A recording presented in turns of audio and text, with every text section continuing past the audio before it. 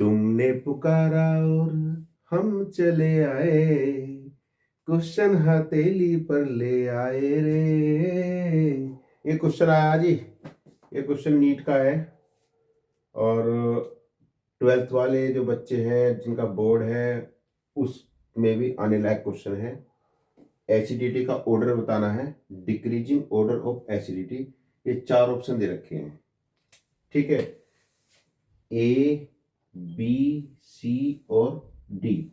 तो इनको सॉल्व करते हैं, चारों में एसिडिटी का डिक्रीजिंग ऑर्डर बताना है, ठीक है। तो देखो पहला क्या है, para chloro benzoic acid, para hydroxy benzoic acid, para amino benzoic acid और बेंजोइक एसिड, ठीक है। तो ऐसे क्वेश्चनों में जिसमें एसिडिटी का ऑर्डर निकालना होता है या बेसिसिटी का ऑर्डर निकालना होता है, खासतौर पे जिसका ऊपर की तरफ एक जैसा कोई ग्रुप दे रखा हो, जैसे कि इसमें दे रखा है COH, ध्यान से देखना जरा, COH COH COH और COH, ओके। चारों ऊपर के जो टॉप के हैं वो एक जैसे हैं। तो ऐसे क्वेश्चनों का जो आंसर आता है ना, वो आंसर जो डिफरेंट होता है उसी के बेस पे निकालेंगे। जैसे कि हमारे पास क्या क्या क्या डिफरेंस है, पहला पोजीशन पे क्लोरो है और यहाँ पर OH है, यहाँ पर NH2 है, Cl है, OH है, NH2 है और यहाँ पर कुछ भी नहीं है। तो यहाँ पर हम मान सकते हैं हाइड्रोजन, मान सकते हो, ठीक है। तो इन चारों का जो आंसर निकलेगा वो आंसर इसके बेसिस पे निकलेगा, क्योंकि COH तो ऐसा का ऐसा ही है जैसा था, ओके। अब इसके बेस पे कैसा आंसर निकलेगा उसको बात करते हैं, देखो स्टार्ट करते हैं, ठीक। तो इनका आंसर निकालने के लिए एसिडिटी वालों का आपको 2 इफेक्ट जरूर याद रखने हैं, दिमाग में रखने हैं। पहला वन, फर्स्ट वन क्या है, फर्स्ट वन आपका जो है मेसोमेरिक इफेक्ट और दूसरा क्या है, इंडक्टिव इफेक्ट, ठीक है। 2 इफेक्ट होते हैं, एक होता है M इफेक्ट और एक होता है I इफेक्ट, ठीक है। अब जो एसिडिटी जो होती है वो दोनों पर कैसे डिपेंड करती है कि एसिडिटी जो होती है, एसिडिटी प्रोपोर्शनल टू -M और -I, ठीक है। -M और -I, मीजोमेरिक इफेक्ट नेगेटिव वाला, इंडक्टिव इफेक्ट नेगेटिव वाले पे डिपेंड करती है। और ये एक दूसरे के उल्टे होते हैं, मीजो -M इफेक्ट जो होता है वो +M का उल्टा होएगा, ऐसा कह लो एक तरीके से। या एसिडिटी इनवर्सली प्रोपोर्शनल कह सकते हैं कि एसिडिटी जो आपकी जो है इनवर्सली प्रोपोर्शनल 1/+M या फिर 1/+I, ठीक है। अगर इंडक्टिव इफेक्ट माइनस नहीं दे रखा है I, तो +I देख लो, +M देख लो, उसके उल्टा कर देंगे तभी भी एसिडिटी आ जाएगा, ठीक है। अब कुछ बच्चे ऐसे होंगे जो बिल्कुल ये भी नहीं जान रहे होंगे कि ये M इफेक्ट होता क्या है। अब M इफेक्ट जानने के लिए मेरी पुरानी वीडियो में जा सकते हो, वहाँ पे मैंने इंडक्टिव इफेक्ट और मेसोमेरिक दोनों का अलग अलग वीडियो बना रखा है, ठीक है। यहाँ पर मैं इन शॉर्ट बता देता हूँ कि इंडक्टिव इफेक्ट का तो एक ऑर्डर होता है जो कि सिग्मा बॉन्ड के थ्रू चलता है, और उस ऑर्डर में इनका जो है, ये जो 3 ग्रुप है हमारे पास में, इसका ऑर्डर मैं यहाँ लिख देता हूँ -I का। तो -I का जो ऑर्डर में क्लोरीन सबसे ऊपर आता है और OH जो है और NH2, इस तरीके से ही आते हैं -I के ऑर्डर में, ठीक है। लेकिन -M या +M ये कैसे डिसाइड करेंगे, इसका ऑर्डर कैसे पता चलेगा? तो इसका एक बेसिक फंडा बता देता हूँ आपको, ताकि आपको हेल्प होगी आगे आगे चल के। क्या होता है कि जो, वैसे तो खैर मैं आपको थोड़ा सा बता दूं, देखो ये OH जो होता है ये -I और +M शो करता है, ये भी -I और +M शो करता है, और ये जो शो करता है ये -I और +M शो करता है, ठीक है। तो मेसोमेरिक इफेक्ट पॉजिटिव वाला शो कर रहे हैं तीनों तीनों। अब सवाल ये बनता है कि प्लस वाला क्यों शो कर रहा है, -M क्यों नहीं शो कर रहा, मैं उसको थोड़ा सा बता देता हूँ।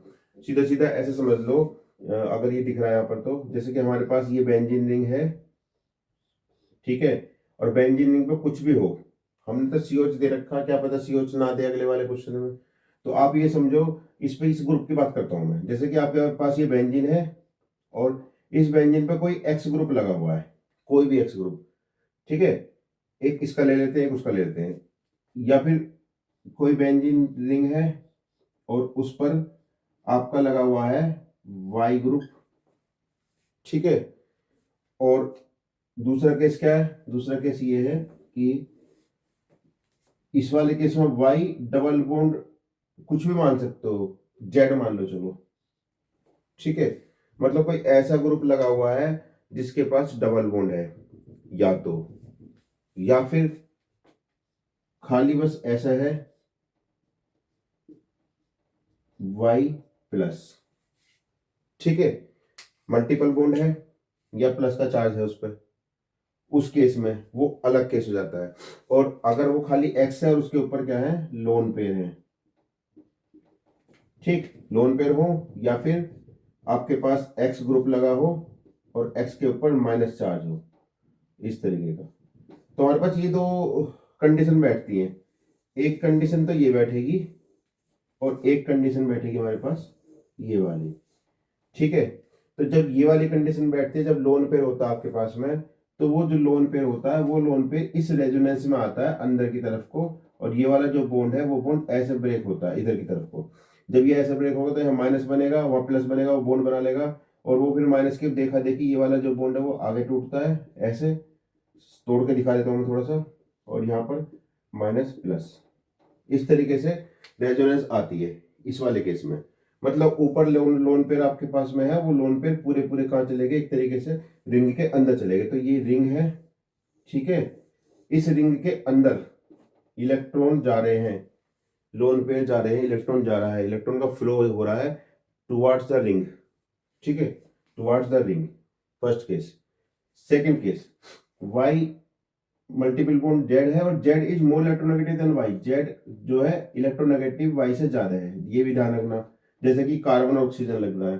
तो इस वाले केस में ये वाला बॉन्ड ऐसे ब्रेक होएगा, ठीक है। अब जब ऐसे ब्रेक होगा तो यहाँ पर प्लस का चार्ज आएगा, माइनस का आएगा, इस प्लस को देखा देखी ये वाला जो बॉन्ड है ये इलेक्ट्रॉन खींच जाएंगे, तो ये वाला जो डबल बॉन्ड था ये बॉन्ड इधर को टूटेगा ऐसे करके।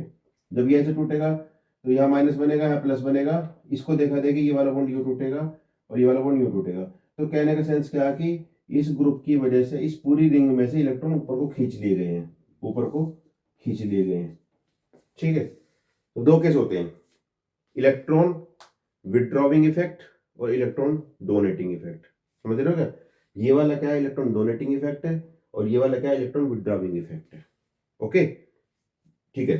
अब होता क्या है, सीधी सीधी बात बताऊं, जो इलेक्ट्रॉन डोनेटिंग ग्रुप है, ये इलेक्ट्रॉन डोनेटिंग इफेक्ट, इसमें मान लो या इसमें मान लो, दोनों में एक, इसमें भी नेगेटिव चार्ज अंदर आ जाएगा, ऐसे घूम जाएगा। इस वाले के इसमें प्लस चार्ज है तो ऑब्वियसली प्लस दिख रहा है, तो इसको देखा देखी ये वाला ऐसे ब्रेक हो जाएगा।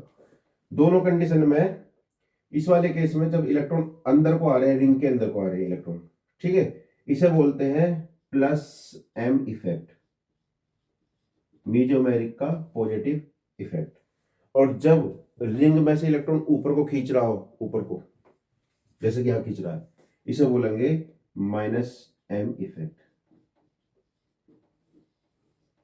समझ पाए क्या, माइनस एम इफेक्ट, ओके। तो एक चीज से समझ में आता है कि लोन पेयर, अगर लोन पेयर है तो वो हमेशा शो करेगा प्लस एम इफेक्ट, वो माइनस एम इफेक्ट नहीं शो करेगा। अगर मल्टीपल बॉन्ड है, इसका एग्जांपल से कंफ्यूज हो रहे हो तो इसका ऐसा मान लो कि जैसे कार्बन डबल बॉन्ड ऑक्सीजन, ये वाला केस, ये केस इससे मैच करता है, ठीक है। इस वाले केस में ये हमेशा माइनस एम इफेक्ट शो करेगा। यहां तक का समझ में आ गया, ठीक है, माइनस एम हो गया, प्लस एम हो गया। अब आप ऊपर आ जाओ, अब आप यहां बताओ यहां पर कैसा रहेगा। देखो क्लोरीन की बात करते हैं, क्लोरीन पे कैसा होता है, लोन पेयर होते हैं ये रहे, ठीक है, क्लोरीन पे लोन पेयर है। OH पे भी क्या है, लोन पेयर है, और NH2 पे भी क्या है, लोन पेयर है, ठीक है। लोन पेयर होने की वजह से इनकी टेंडेंसी हो जाएगी लोन पेयर देने की, तो ये अपना लोन पेयर क्या होगा, रिंग के अंदर देना चाहेगा, ये भी अपना लोन पेयर रिंग के अंदर देना चाहेगा, और ये भी अपना लोन पेयर रिंग के अंदर देना चाहेगा। तो देखा जाए तो ये सब के सब अपना लोन पेयर रिंग के अंदर दे रहे हैं, तो इसको बोल रहे हैं हम प्लस एम इफेक्ट, इसीलिए ये वाला आया प्लस एम, मीजोमेरिक, मीजोमेरिक और मीजोमेरिक इफेक्ट, ठीक है, ओके। तो अब मुद्दा क्या है, मुद्दा ये है कि माइनस आई शो कर रही है, माइनस आई का ऑर्डर में हमको पता है कि क्लोरीन पहले आता है, OH बाद में आता है, और NH2 उसके बाद में आता है।